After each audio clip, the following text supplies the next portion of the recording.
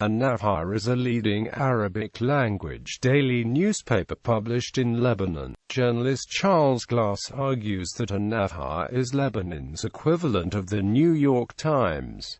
History and profile. It was launched on the 4th of August 1933 as a 4-page handset paper. The paper, whose staff numbered 5, including its founder Lebanon.Journalist, was started with a capital of 50 gold pieces raised from friends, and a circulation of a mere 500 copies. Journalist served as the chief editor of the paper until his death in 1949.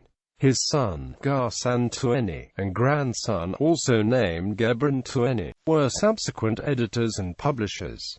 An-Nahar was publisher and editor-in-chief of the paper from 1948 to 1999, when he retired. On the 19th of December 1976, Syrian forces occupied the offices of the daily. Upon this incident, An-Nahar suspended the publication for a while and left Lebanon for Paris. In 1977, several journalists writing for the daily were detained. An-Nahar's son, Lebanon.Journalist, was the editor-in-chief of the paper from 2003 to 2005. He was elected to Parliament for a Beirut constituency in the 2005 elections, but was assassinated on the 12th of December 2005 in Chels near Beirut in a car bomb explosion. A fiery critic of Syria and its hegemony in Lebanese affairs, Lebanon had just returned on the eve of his assassination from Paris, where he had been living for fear of assassination. After Lebanon's assassination on the 12th of December 2005, his father Ghassan took over the paper again until his death on the 8th of June 2012. Saudi Prince Al-Walid bin Talal has a stake in the paper. The 2009 Ipsos Stat survey revealed that the paper is one of 5 most popular newspapers in Beirut. An-Nahar is the first Arab paper which regularly covers news on environmental issues. Since 1997, the daily contains a daily page for the environment,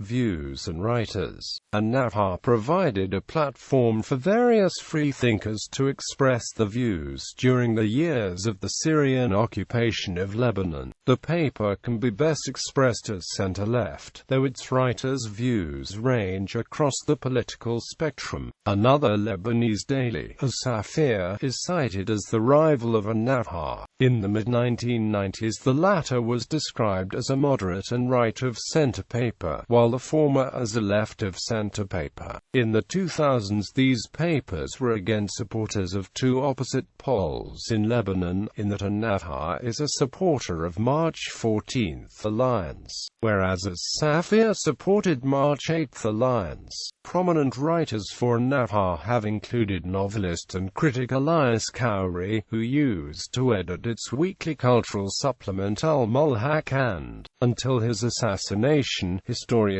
journalist and political activist Samir Kassir. Walid Jumblat worked as a reporter at the Daily in the 1980s. Leading caricaturist Pierre Sadik also worked for the Daily. Circulation and audience. In the mid-1990s, the paper had the highest circulation in Lebanon. However, its circulation in the beginning of the 2000s was 45,000 copies, making it the second after As-Safir. In 2012, the Lebanese Ministry of Information stated that An-Nahar has a circulation of 45,000 copies. The paper's online version was the 13th most visited website for 2010 in the MENA region. In addition to its native readers in Lebanon, the daily is read by officials, intellectuals and activists outside Lebanon. Bans. The paper was closed for 10 days on 3 May 1961 due to the publication of a cartoon depicting Lebanon as a province of Syria. Syria banned mass